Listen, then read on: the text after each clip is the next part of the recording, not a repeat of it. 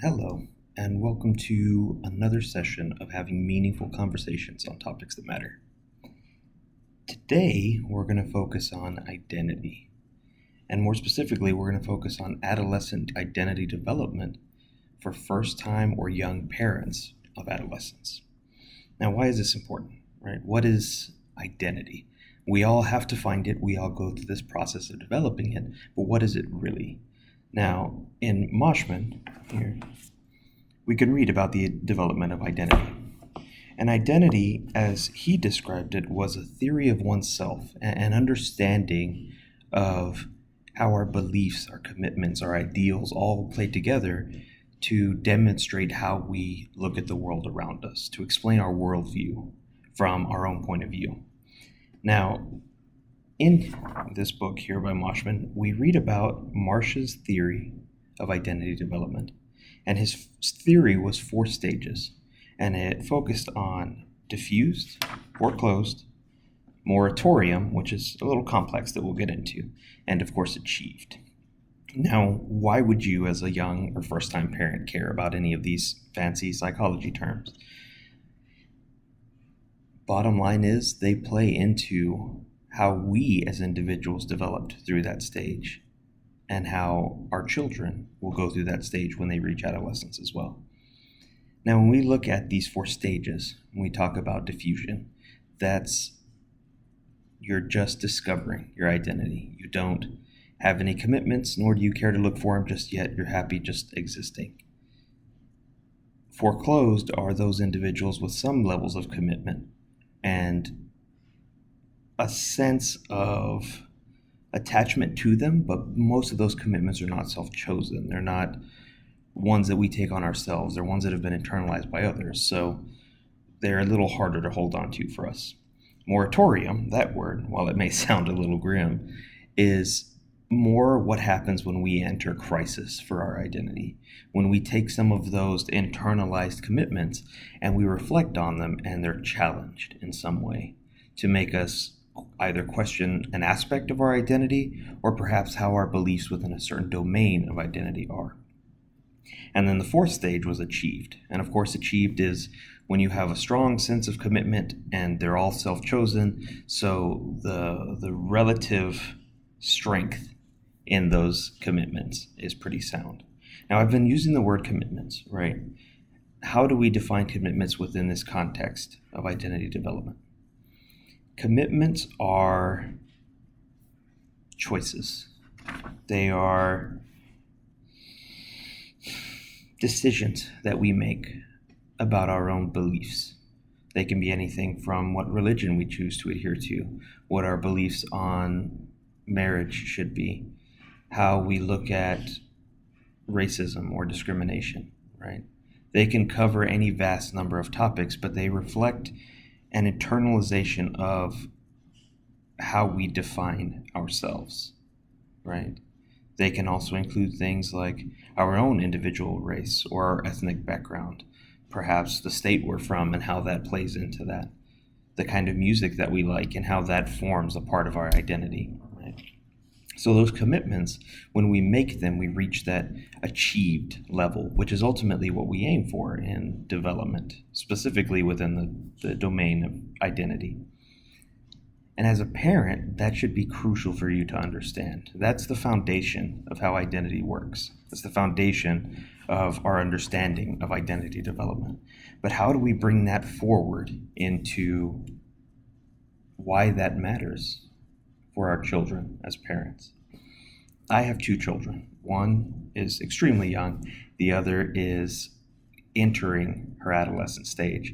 And then I have a new baby on the way as well. So I'm covering a wide span of ages there and developmental stages. And it's given me a very good lens onto not only how that identity begins to develop during adolescence, but also the crucial part that we as parents play in helping our child to discover and to strengthen, to achieve their own state of identity. Now, when we see commitments being formed, as I said, with those 4 stages, we can see that in the foreclosed state, those are commitments that we place on or we internalize in our children. So, for example, my young daughter, a lot of her beliefs or a lot of her behavior stem from what she's observed from myself and from her mother. But there are a lot of things that she's now beginning to question on her own because she may have a different view on it, because there's still individuality. Now, the important thing for parents to understand is that those commitments are malleable. Those commitments are ever changing, especially during adolescence. I mean, think back to when you were an adolescent. How often did you change your love of music, or perhaps change your entire appearance to match a goth, an emo period, right? We all had, if you're a 90s kid, the grunge period, or you had different styles that you fit into within culture. And it was a part of this development where you explored aspects of your identity. You engaged with other things that were perhaps outside of your standard sphere, your standard world. And it allowed you to explore your identity and what that identity really looked like in the grand scheme of the world around you. So that commitment may change. Some of those commitments that I instilled in my child because of values and principles that I have, she may question, and she may change those based on her peers or interactions with some of her teachers or world events, right? That identity changes through adolescence because you're constantly in a state of exploration and definition of those commitments, just to have something new enter your world, to question those and make you perhaps change the commitment. Perhaps it strengthens it. Perhaps it abolishes it. The important thing to understand as a parent is that you play a role in this. And it may seem difficult because raising an adolescent is wildly different from raising a child. There's more conflict at times. There may be moments of disagreement or challenge, defiance. But you have to understand that this is all a part of the cycle of them maturing and trying to understand who they are internally in this world. And the best that you can do is to be there for them during that time period.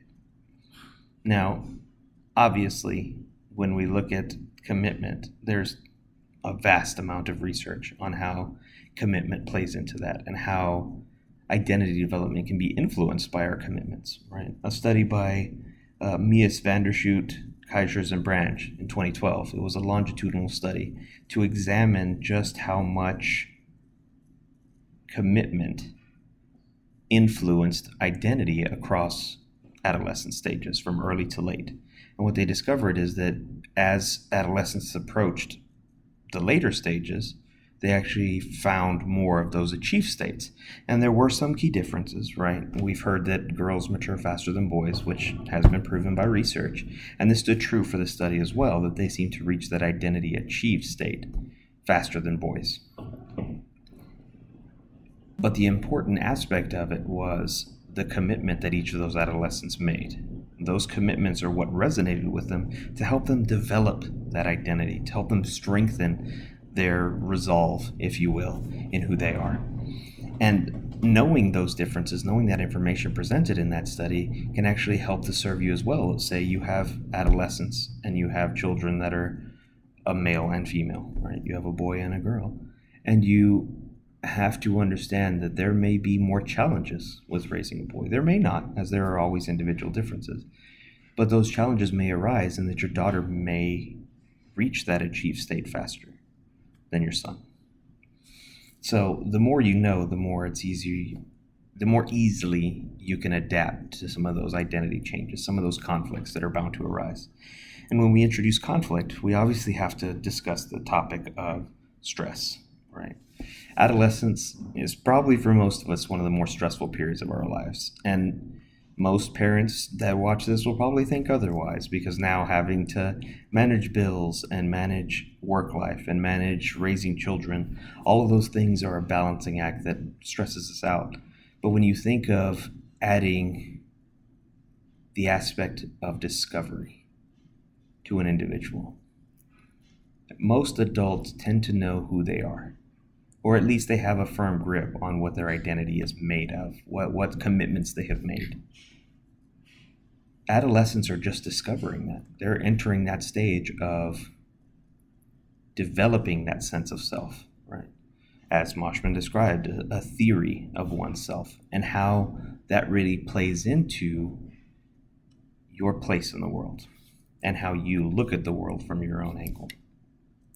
But when we discuss the stressful period that happens in adolescents' lives, we have to think, how does this influence identity? And then the question becomes, how do we as parents help? What do we do in those stressful events? And there's been a vast amount of research on stress and identity in adults, all that say that stress seems to have a pretty concrete impact on identity crises for adults. But it's interesting that much of the research for adolescents, this doesn't hold true. And most parents would probably question the logic behind that. Wouldn't stress make identity development more difficult?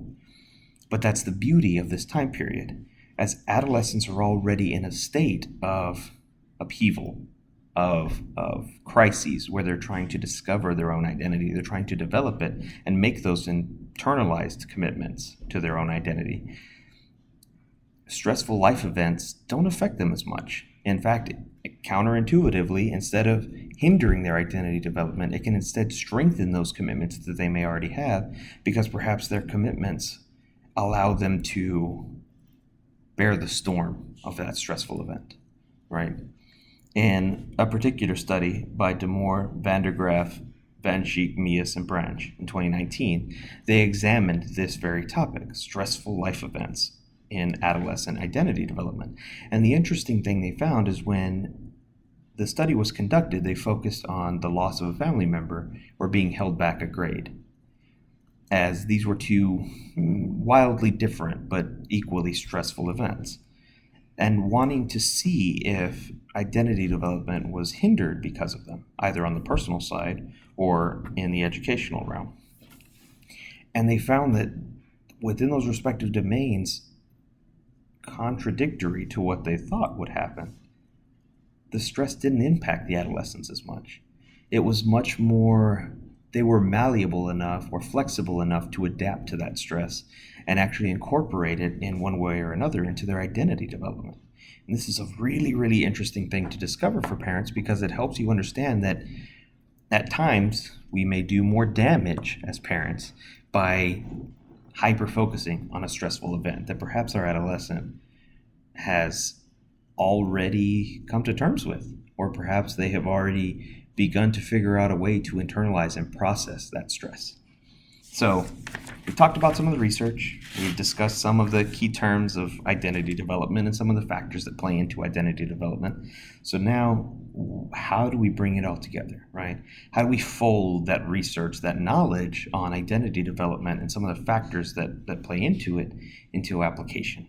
So here are just a few tips and tricks, right? And they're a little general so that you can incorporate them in your own way, right? Because we all have different identities and therefore different principles and morals. So perhaps how you implement this with your teen, your adolescent, may change, but the core fundamental aspect of it doesn't necessarily have to. So encourage healthy self-discovery. As we've been saying, right, throughout this entire talk, identity development during adolescence is discovery. It is exploration, and it is curiosity that turns into commitment. That's what allows us to discover who we are, to lay the foundation of our identity as we progress into adulthood. But encourage that in a healthy way. Say they may be trying new foods. They want to listen to new types of music. They want to visit new places. Encourage this in healthy ways where they are taught to be safe and be mindful of their exposure to things, but allow it to happen in a way that they can explore that and incorporate it into their identity in a healthy way. When you try to overexert yourself and insert yourself into that, it can become too dangerous in the way that you incorporate that, right? That's where we have different parenting styles that I can get into with authoritative versus authoritarian, where one is empowering and the other is dominating, right? The importance of understanding the difference is how you really leverage this one, how you leverage healthy self-discovery. 2, we can leave the door open for honest communication. Most adolescent parents will tell you that their kids rarely want to talk to them, or perhaps they don't have as tight of a communicative relationship as they did when they were children, because they're relying more on their friends. But ultimately, your child knows, if you've developed the foundational layer, laid the groundwork, so to speak, for that to be a norm, that they can come to you with anything. Because there may be times where there are disagreements because of their conflicts that arise through this identity discovery happen between their friends or their peers, and they may not have anyone else to lean to. So by leaving that open communication and allowing it to be honest with your child as an adolescent, as a maturing adult, you provide them a safety net that they can always lean on, knowing that even if everything else fails, that you'll be there. 3, teaching discernment. This one is a challenging one, right? We can read about it in the Bible in several places. We can read about it in most parent how-to books. But teaching discernment in how to both navigate and evaluate peer relationships. Exploration is healthy for adolescents, but it can be dangerous, right? They can hang out with a group of friends that perhaps seem great on the surface, but may be into delinquent behavior or perhaps even outright criminal. So teach them to be discerning and give them the trust to leverage that teaching in their own way. Which brings us on to the next point, support. It is critical in success and in failure. When you teach them to be discerning, when you encourage that self-discovery, allow them to succeed, praise them for that success, but be just as supportive when they fail, because they will. We all do.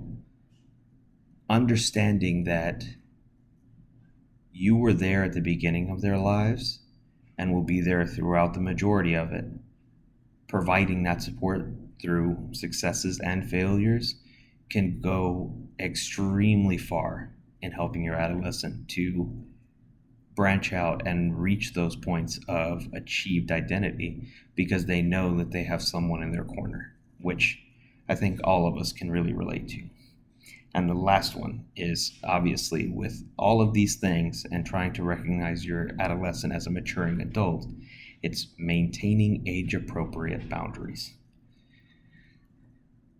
This one gets me, because there can be a challenge with this one. Many parents want to always treat their children like children, and they may lose sight of the fact that their adolescents are becoming adults. In fact, studies have proven that adolescents are more closely similar to adults than they are to children, which means all they are is a young adult. So treating them like a child, undermining their development, not encouraging that to self-discovery, not keeping honest and open communication, allowing them to have freedom in exercising the discernment and the other lessons you teach them, can undermine your relationship with them, and ultimately can lead for their identity to take more drastic turns in self-discovery. We talked about it earlier, where they can be defiant. When you try to overexert that domination, going back to parenting styles, it can lead them to want to branch out sheerly because they want to make that choice, to see what's beyond the fence. But in the opposite hand, you have to be mindful of being too close, too equal, because there is still a difference. Until they are full-fledged, self-supporting adults, there is a difference in you as their parent providing for their livelihood versus they as adolescents attempting to discover themselves and build a place in the world. So when I say that age-appropriate boundaries, it's understanding that while you do want to treat them more as individuals and you do want to respect their growth and development, do so in a healthy way that keeps the understanding there that you are still a parent raising them and responsible for them, and they are still a child, albeit an adolescent one, who still must adhere to rules that you set. When you encourage that freedom, strike a balance between your role as a parent. It can be extremely challenging for young parents, especially if they have adolescents, and extremely difficult for first-time parents as well, as they may have forgotten, or perhaps their experience during adolescence was wildly different in the changing times, to really understand what their adolescent is going through. But the key thing that you have to understand really and focus on is helping them to develop in a healthy way. And that comes down to understanding key facets of identity development, how those commitments and aspects play together to form their identity through adolescence, understanding how stress and life events may play into that, and then leveraging some of those tips and tricks in how you engage with them and encourage that development. Ultimately, you're a parent trying to raise an adult, a young one, but an adult. Be there, communicate, support them, and help them grow into the kind of adult that you want to be, but in their own way, so that they achieve the identity that you may already have. Thank you for the time.